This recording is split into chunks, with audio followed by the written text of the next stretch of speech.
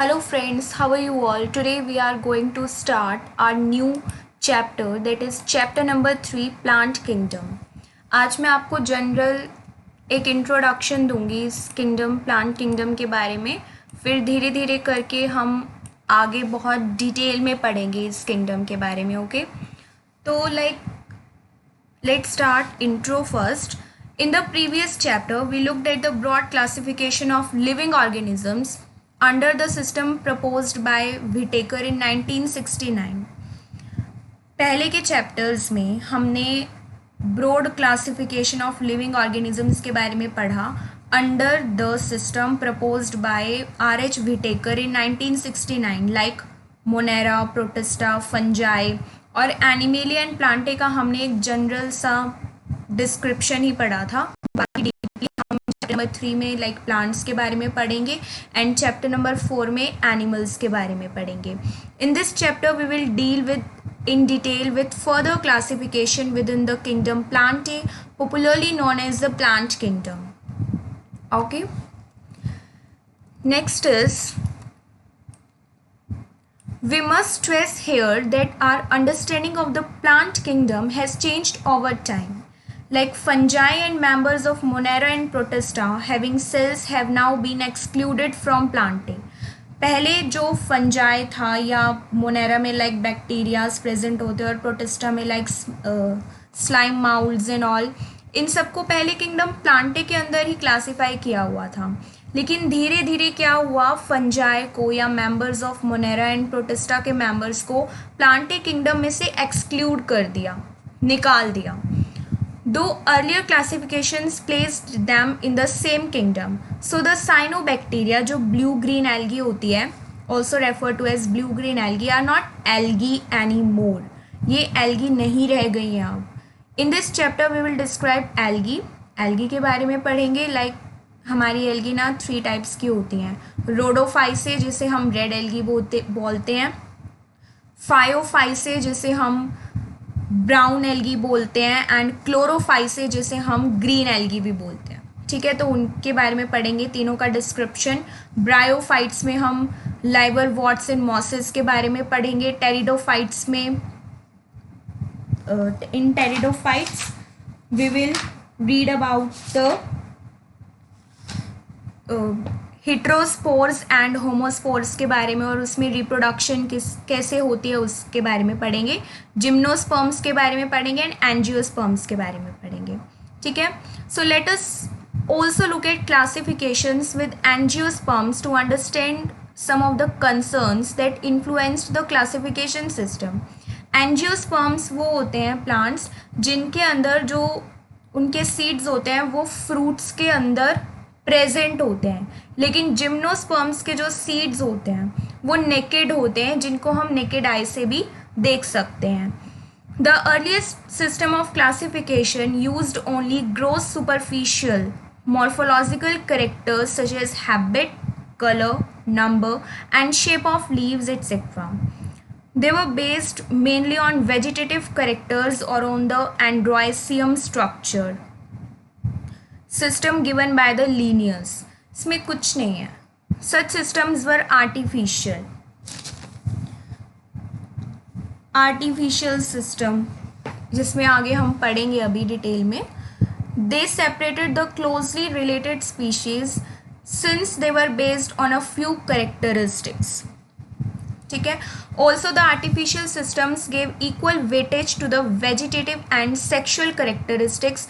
This is not acceptable since we know that often the vegetative characters are more easily affected by the environment. Vegetative characters में क्या होता है, budding, fragmentation, fission.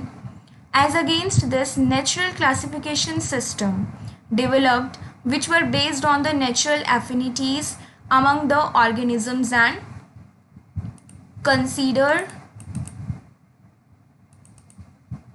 not only the external features but also the internal features. जो natural system होता है classification में वो सिर्फ एक्सटर्नल फीचर्स को ही कंसीडर नहीं करता but also the internal features like ultra structure anatomy, embryology, and the phytochemistry. Such a classification for flowering plants was given by the George Bentham and the Joseph Dalton Hooker. ये एक छोटा सा intro है इस topic के बारे में, बाकी आगे डिटेल में तो हम आगे पढ़ेंगे. Tomorrow we will read about algae और उसके 3 टाइप्स, फिर ब्रायोफाइट्स, टेरिडोफाइट्स, एंजियोस्पर्म्स, जिम्नोस्पर्म्स. ऐसे हम धीरे धीरे करके एक एक टॉपिक उठाएंगे. आज ये एक छोटा सा ही इंट्रोडक्शन है इस चैप्टर का. Eight present phylogenetic classification system वो होता है जो इवोल्यूशनरी रिलेशनशिप पर बेस्ड होता है. तो at present phylogenetic classification system based on the evolutionary relationship between the various organism are acceptable. This assumes that organisms belong to the same taxa have a common ancestor. Phylogenetic classification system में हम माना जाता है कि जो similar taxa के अंदर जितने भी ऑर्गेनिजम्स प्रेजेंट होते हैं, लाइक हमने पढ़ा था ना, kingdom, phylum, class, order, family, genus and species. तो सिमिलर टेक्सा के अंदर जितने भी ऑर्गेनिजम्स प्रेजेंट होते हैं ना, उन सब की जो करेक्टरिस्टिक्स होती हैं वो सिमिलर होती हैं. स्पीशीज़ में जितने भी ऑर्गेनिजम्स प्रेजेंट होते हैं उनकी करेक्टरिस्टिक्स सिमिलर होती है, जीनस में जितने प्रेजेंट होते हैं उनकी सिमिलर होती है. तो वो फाइलोजेनेटिक क्लासिफिकेशन होता है जो इवोल्यूशनरी रिलेशनशिप पर बेस्ड होता है. लेकिन अभी पीछे आया था ना artificial classification system. Artificial classification system जो होता है ये इवोल्यूशनरी रिलेशनशिप पर बेस्ड नहीं होता है, ठीक है, लेकिन फाइलोजेनेटिक होता है. We now use information from many other sources too to help resolve difficulties in classification. These become more important when there is no supporting fossil evidence.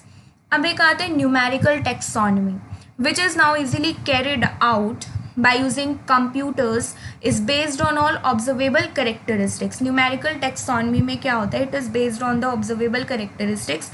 इसमें जो है in this numbers and codes are assigned to all the characters and the data are then processed. इसके अंदर क्या होता है, organisms की characteristics को नंबर्स एंड कोड्स असाइन कर दिए जाते हैं और फिर आगे जो डाटा है वो प्रोसीड किया जाता है. Numbers and codes are assigned to all the characters and then the data is processed. In this way each character is given the equal importance, क्योंकि हर किसी को नंबर और कोड से असाइन कर दिया जाता है तो हर किसी करेक्टर को इक्वल इम्पॉर्टेंस दी जाती है.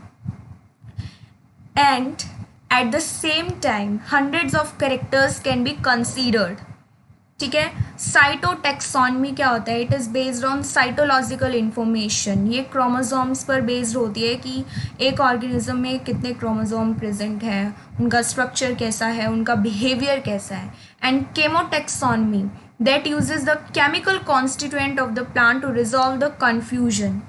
केमोटैक्सोनमी साइटोटैक्सोनमी पर डिपेंडेंट होती है and are also used by taxonomist these days. तो ये एक जनरल सा इंट्रोडक्शन था. आज हम सिर्फ इतना ही करेंगे और इसके बेसिस पर असाइनमेंट सॉल्व करेंगे. So let's solve the assignment. सबसे पहले ये जो असाइनमेंट है इसमें भी कुछ जनरल डिस्क्रिप्शन दिए हुए हैं किंगडम प्लांटे के बारे में. तो let's read them and then after reading this we will solve our today's assignment and from tomorrow we will continue about algae. See, इसमें हम कीवर्ड्स हैं हमारे फाइलोगेनी, फेनोटाइप, एम्ब्रियोगेनी, टैक्सोनमी. टैक्सोनमी हमने पढ़ा हुआ है क्या होता है. इस प्रोसेस में सबसे पहले ऑर्गेनिजम्स की आइडेंटिफिकेशन होती है, देन नोमेनक्लेचर होता है और फिर उनको क्लासीफाई कर दिया जाता है बिटवीन डिफरेंट टेक्सास के अंदर. Characteristics of kingdom plant. अब हम प्लांट्स की कुछ करेक्टरिस्टिक्स के बारे में पढ़ेंगे. प्लांट्स आर नॉन मोटाइल, मतलब वो मूवमेंट शो नहीं करते, चल नहीं सकते. दे usually reproduce sexually. Gametes present होते हैं ना, मेल गैमेट, फीमेल गैमेट, आपने पढ़ा भी होगा. लाइक पॉलिनेशन के प्रोसेस में भी मेल गैमेट, जो हमारी फीमेल गैमेट होती है वो ओवरी के अंदर होती है और फिर एंथर से स्टिग्मा पर मेल पॉलन ट्यूब्स आते हैं और फिर वो मेल गैमेट पॉलन ट्यूब से नीचे आता है फीमेल गैमेट के पास और उसके पास आकर वो फ्यूज़ कर जाता है. तो they usually reproduce sexually and they are non motile. They follow the autotrophic mode of nutrition, मतलब अपना खाना खुद बनाते हैं. These are multicellular eukaryotes with cell wall and vacuoles.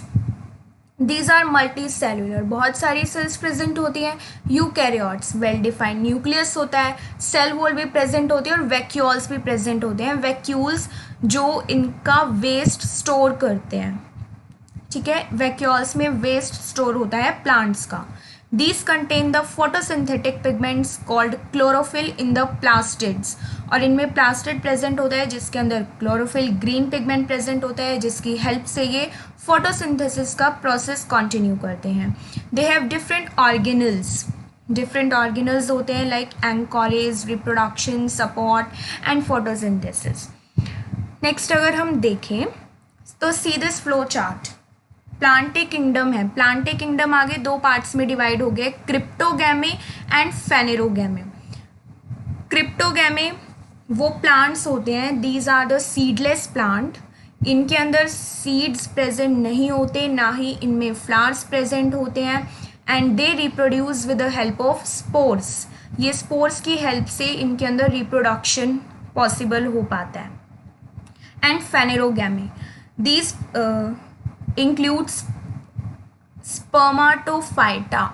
आगे जिम्नोस्पर्म्स और एंजियोस्पर्म. जिम्नो मतलब नेकेड, स्पर्मा मतलब सीड जिनके अंदर नेकेड सीड्स प्रेजेंट होते हैं. एंजियोस्पर्म्स, एंजियो मतलब क्लोज्ड एंड स्पर्मा मतलब सीड जिनके सीड्स हम अपनी नेकेड आई से नहीं देख सकते हैं, लाइक पी एंड पैडी और इसका एग्जाम्पल साइकस. और क्रिप्टोगैमे फर्दर 3 पार्ट्स में डिवाइड हो गए, Thallophyta, bryophyta and pteridophyta. About bryophyta and pteridophyta भी हम पढ़ेंगे, लेकिन सबसे पहले एल्गा के बारे में पढ़ेंगे एंड फंजाई के बारे में पढ़ेंगे इन डिटेल.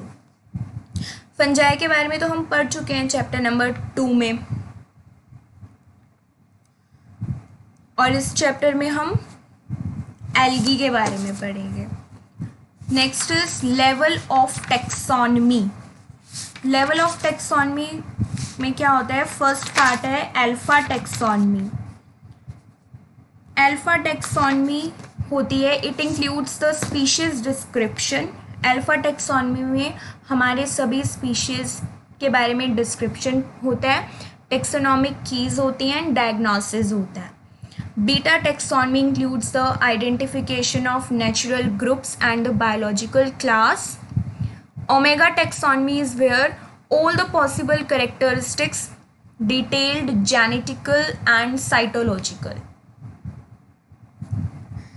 Beta taxonomy में identification of natural groups के बारे में कुछ information होती है.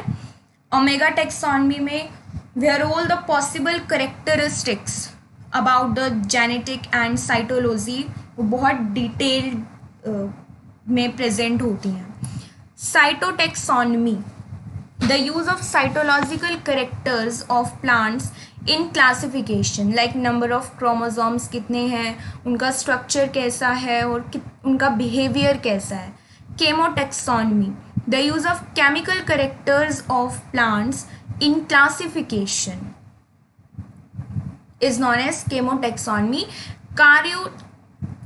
Karyotexonomy क्या होता है, it is based on the characters of nucleus and chromosomes. Like हमने सेकेंड चैप्टर में भी पढ़ा था, कारियोगैमी क्या होता है, फ्यूजन ऑफ 2 न्यूक्लियाई. और कारियोटेक्सोनमी क्या होता है, it is based on the characters of nucleus and the chromosomes. Now let's start the assignment. First question is define the numerical taxonomy. C.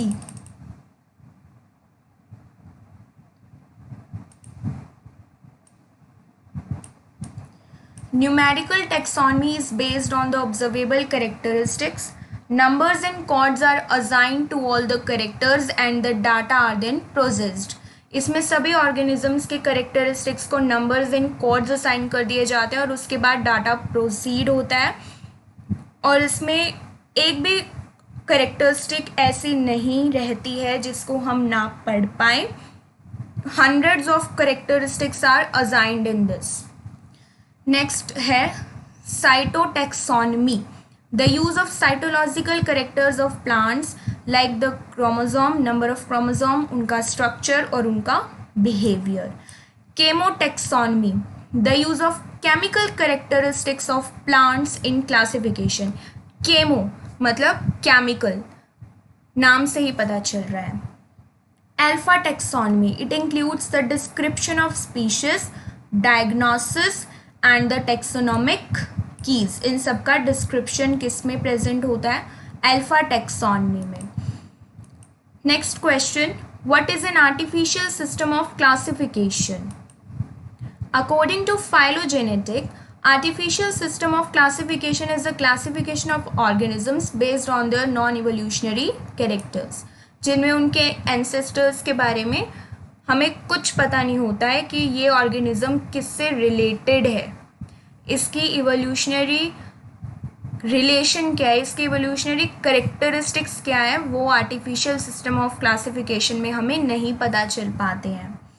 Next is differentiate between the cytotaxonomy and the chemotaxonomy. अभी पढ़ा है हमने terms में भी. Cytotaxonomy is the use of cytological characters such as number of chromosomes, behaviour, their structure. And chemotaxonomy is the use of chemical characters of plants in the classification. Next is define the phylogenetic classification.